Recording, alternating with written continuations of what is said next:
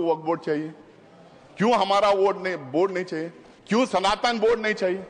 इतना social media में इसको फैलाया गया, मुसलमानों को अपीस करने के लिए वक्फ बोर्ड बनाए गए। शायद इनको पता नहीं, शायद ये बोलना भी नहीं चाहते। इस देश में एंडोमेंट बोर्ड्स हैं, इस देश में मुजरा डिपार्टमेंट्स हैं, इस देश में हिंदू रिलीजियस प्लेसेस एक्ट्स हैं, इस देश में एसजीपीसी है, इस देश में बहुत सारे स्टेट्स में क्रिश्चियंस के लिए काउंसिल्स और कॉर्पोरेशंस हैं। हर मजहब के लिए है, हर मजहब के रिलीजियस इंस्टीट्यूशंस को गाउन करने के लिए अलग अलग एक्ट्स बनाए गए, टेंपल ट्रस्ट से, स्टेट से अलग अलग एक्ट्स बनाए गए। आप ये क्यों भ्रम फैला रहे हैं? और ये सिर्फ कांग्रेस का अचानक बनाया हुआ मामला नहीं वक्फ का। आपने अभी कहा कि अंग्रेजों के जमाने में वक्फ को रेगुलेट करने के लिए कई एक्ट्स आए थे, उसको आगे बढ़ाते गए, उसमें अमेंडमेंट लाते गए, उसमें सुधार लाने के लिए कई अमेंडमेंट्स लेके आए।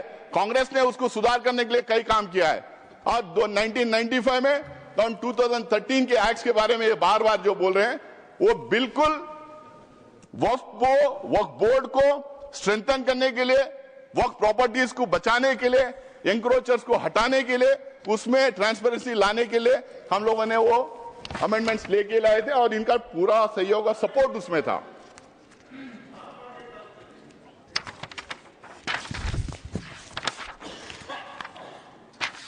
सर, इसमें बार बार ये कहा जा रहा, आज भी ये कह रहे हैं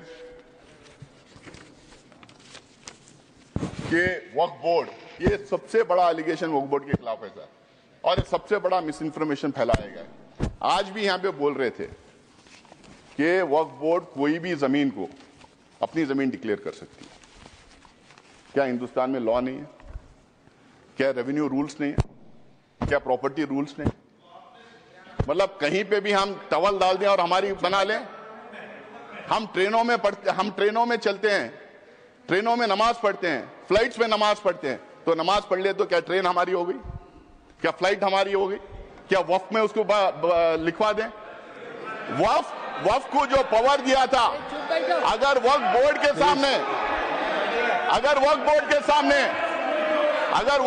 सामने कोई कंप्लेंट आता है, वक्फ बोर्ड के सामने कोई कंप्लेंट आता है, तो वक्फ बोर्ड उसकी तहकीकात करती है, उसकी इंक्वायरी करती है, उसके लिए सेट रूल्स हैं। शायद किरण रिजिजू को ये बात पता नहीं कि हर स्टेट उस इंक्वायरी कैसा कराया जाए, हर स्टेट के रूल्स अलग बने हुए हैं।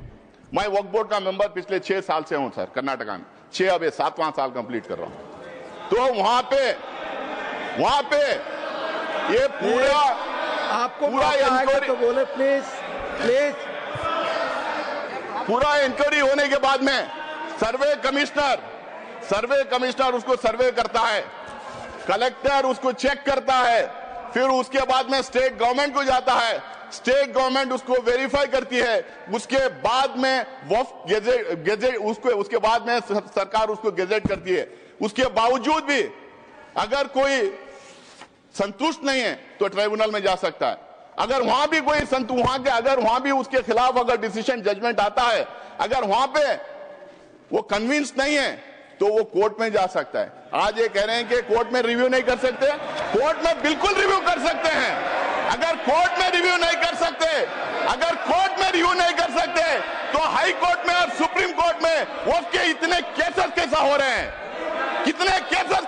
हैं, हाई कोर्ट में और सुप्रीम कोर्ट में। माननीय गृह मंत्री कुछ कर दे जी प्लीज।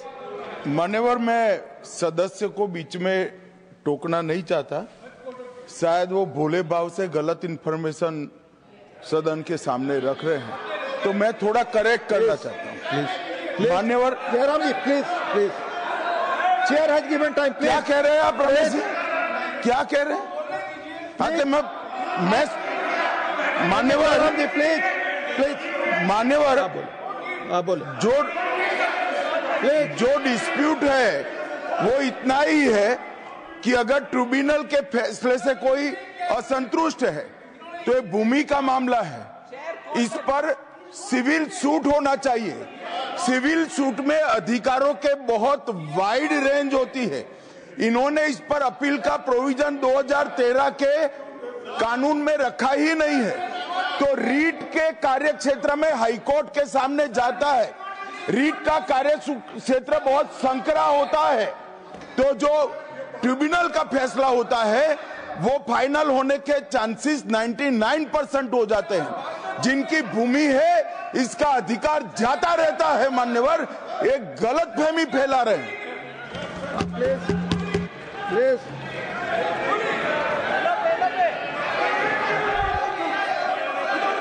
ये आप ही को दे रहे हैं, आप सुनते नहीं सर, आप ही को कह रहा हूं मैं।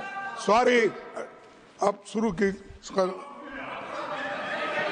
देखिए साहब, वो बात कर रहे हैं और हमने रिजू जी साहब का तो बहुत शांति के साथ सुना और रात में भी कल आपका भाषण वहां पर भी टीवी में पूरा सुना।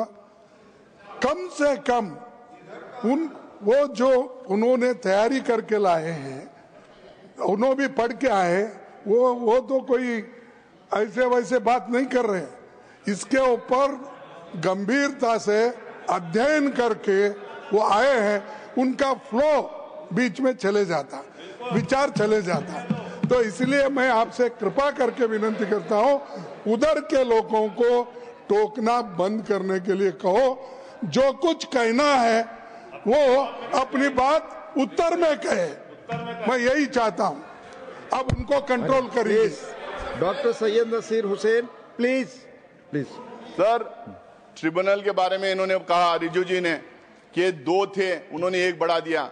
2013 में भी 3 ही थे, 2013 में भी 3 ही थे, 2013 में भी इस्लामिक स्कॉलर डोमेन एक्सपर्ट थे। बल्कि इन्होंने अभी कर दिया कि रिटायरिंग या सर्विंग, पहले हम लोगों ने सर्विंग जज को रखते थे। भ्रम में फैलाया जा रहा था कि वक्फ का ट्रिब्यूनल है, वक्फ कॉन्स्टिट्यूट करती है, लेकिन स्टेट गवर्नमेंट कॉन्स्टिट्यूट करता है, वक्फ बोर्ड नहीं कॉन्स्टिट्यूट करती है। ये भ्रम फैलाया जा रहा है। सर, इन्होंने एक नया प्रोविजन लाया, बोला कि सिर्फ मुसलमान दान कर सकता है, और दूसरी बात इन्होंने बोला कि 5 साल का प्रैक्टिसिंग होना। अब ये तो था पहले, जेपीसी को जाके आने के बाद अब ये कह रहे हैं कि उसको डेमोन्स्ट्रेट करना चाहिए।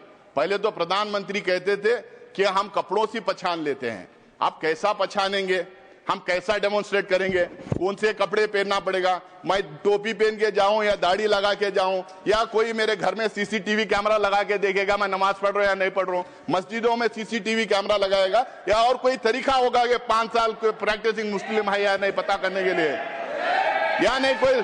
रिजू जी से मैं पूछना चाह रहा हूं, क्या एक दूसरा डिपार्टमेंट खोलेंगे कि ये आइडेंटिफाई करने के लिए प्रैक्टिसिंग मुस्लिम है या नहीं, और वो जो सर्टिफिकेट देंगे उस पे भी मोदी जी का ठप्पा रहेगा कि ये मुसलमान है या नहीं करके बोल के।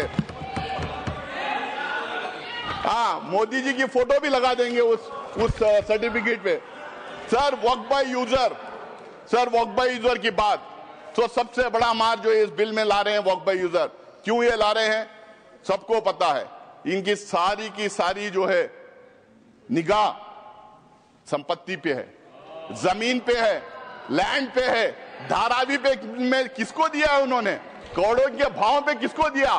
कल मैं टीवी डिबेट पे था, एक जेपीसी की मेंबर थी इनकी मेरे साथ में, वो कह रही थी कि हम लैंड मोनेटाइज करेंगे। तो समझ में आ गया, मोनेटाइज करके किसको देंगे। तो वक्फ बाय यूजर का मतलब क्या है सर। इस देश में, हमारा देश प्राचीन देश है, इस देश में अलग अलग टाइम अलग अलग धर्म के स्थल बने हुए।